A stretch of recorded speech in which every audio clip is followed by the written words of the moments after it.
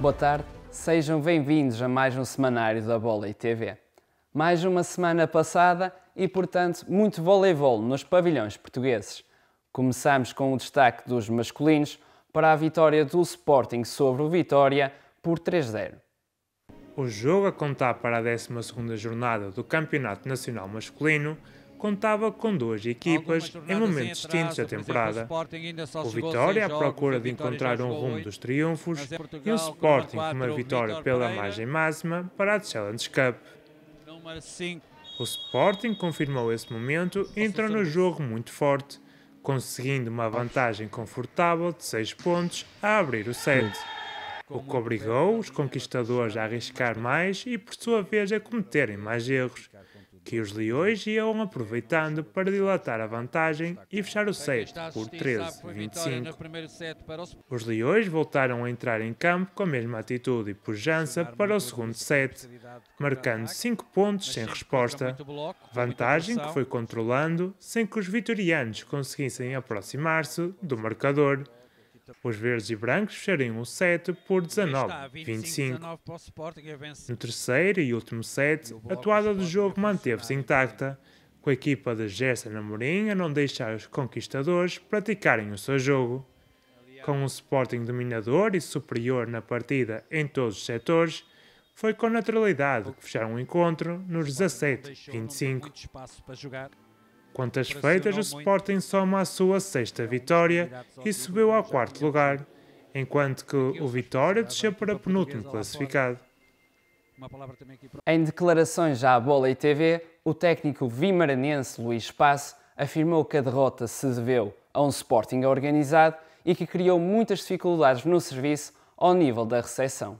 Parabéns ao Sporting Clube Portugal, que fez um excelente jogo, teve um serviço bastante agressivo, que nos causou bastante dificuldade no nosso primeiro toque e condicionou um bocado o nosso jogo pelo centro da rede.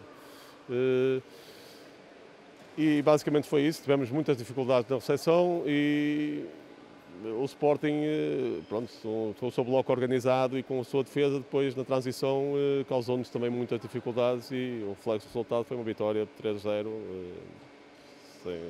sem muita contestação da minha parte, embora os nossos atletas tenham dado sempre o máximo, que isso é o que eu lhes peço todos os jogos. Na verdade, somos uma equipa que é praticamente sub-21, não é desculpa, porque estamos a jogar na primeira divisão, mas do outro lado, sim, temos uma equipa muito experiente e com qualidade e acaba por fazer a diferença também, vendo-se confortável no marcador, ainda se torna o jogo mais fácil para eles, não é? O técnico leonino concordou com a análise feita anteriormente e deixou ainda rasgados elogios aos seus atletas, quer a nível técnico como a nível tático. A gente jogou muito bem, a gente teve uma proposta, né, de como jogar, os jogadores foram muito bem, enfim, tanto taticamente como tecnicamente. Fomos bem no serviço também, acho que é algo importante que a gente vem tentando desenvolver com o time também. É um dos pontos aí que a gente vai tentar trabalhar durante a época. E hoje a gente foi bem, alguns erros ainda, mas vai trabalhando, enfim. O jogador também vai sentindo mais confiança, vai desenvolvendo, né, o trabalho dele com relação ao serviço. Mas a equipe se apresentou muito bem, estou bem satisfeito. Nos restantes jogos, o Ginástica venceu o Clube K por 3-2. O Viana foi ao pavilhão do Ala de Gondomar vencer por expressivos 3-0. Já a equipa de Marcelo Matos, a equipa do Sport Lisboa e Benfica, continua a senda de vitórias após vencer a Supertaça e foi a Maia vencer pela margem máxima. Por fim, o São Mamede venceu o encontro com o Leixões por 3-1. Ontem houve ainda derby da Barrinha, duelo entre internos rivais, num jogo da reposição da 7ª jornada. Jogo esse que a equipa de Espinho venceu por 3-1. Segunda-feira foi alertado novamente em comunicado pela Federação, em forma de lembrança, as normas de classificação dos campeonatos nacionais femininos e masculinos. Da nova redação, resultou que a classificação de todos os campeonatos nacionais baseia-se no número de vitórias. O Clube Desportivo da Póvoa formalizou a sua existência à presidência da Federação Portuguesa de Voleibol no passado dia 7 de novembro. Num comunicado, a direção do Clube da Póvoa de Varzim lembrou que os tempos são de grande incerteza e de profundas dificuldades e que a continuação na primeira divisão implica compromissos financeiros, pelos quais não se coadunam com a realidade financeira do clube. Perante este cenário, a direção formalizou com efeitos imediatos a suspensão definitiva na primeira divisão masculina, atirando que foram encetados grandes esforços para que este não fosse o desfecho. Tempo agora de fazer contas da tabela classificativa. Como dissemos há pouco, o nosso olhar recai agora sobre o número de vitórias e não sobre o número de pontos. Assim sendo, o Benfica consolidou o primeiro lugar e o Viana continua invicto em segundo. O Sporting aproximou-se do pódio e ocupa agora o quarto lugar. Clube K, São Mamede e Vitória estão empatados com apenas uma vitória, enquanto que o Leixões continua sem vencer. No campeonato feminino, o Leixões recebeu e venceu, sem deixar margem para dúvidas, a formação do Castelo da Maia por 3-0. Leixões e Castelo da Maia encontraram-se em Matosinhos a contar para a 9ª jornada do Campeonato Nacional de Séniores Feminino. A partida começou bem para as leixonenses, que conseguiram pontuar cedo e garantir uma vantagem bem confortável sobre as adversárias.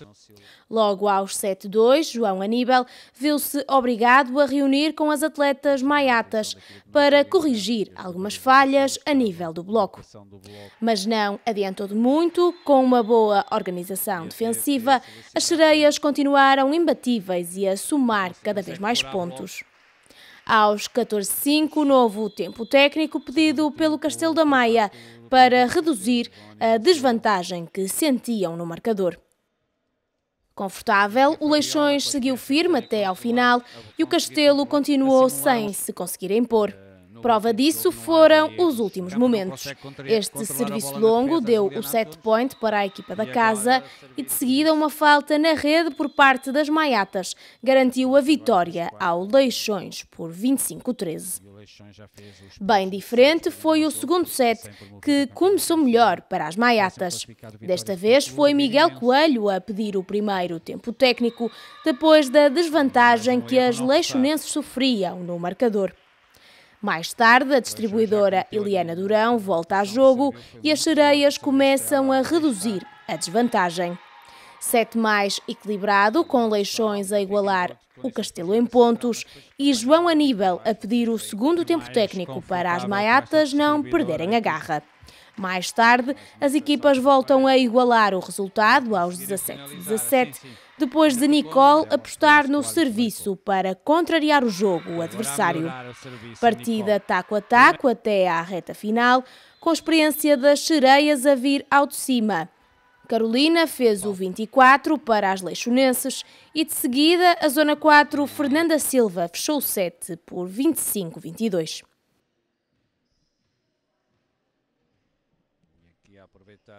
O terceiro set foi igualmente renhido até aos 13-10, momento em que a equipa da casa conseguiu segurar o resultado e ficar na frente.